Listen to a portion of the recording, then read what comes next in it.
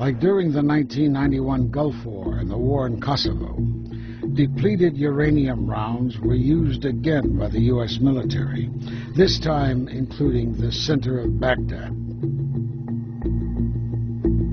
They lie around for anyone to see and touch.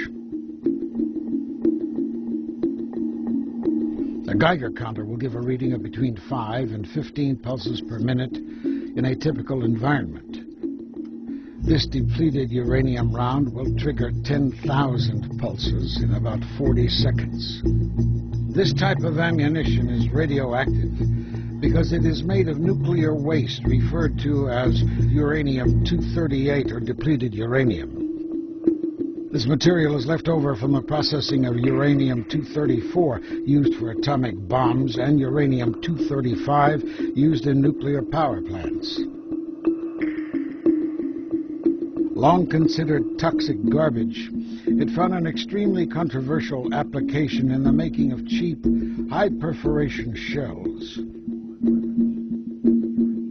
Uranium-238 remains radioactive for 4.5 billion years, and its toxicity reveals itself as soon as particles are inhaled or ingested. Cancer and birth defects are the most common side effects.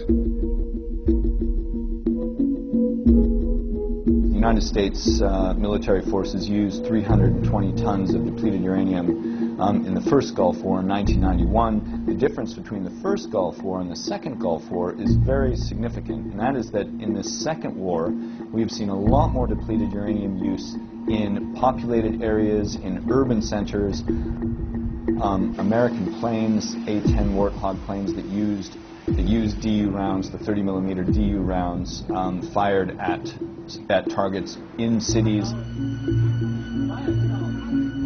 These particular rounds were found inside the compound of one of Saddam Hussein's palaces in Baghdad.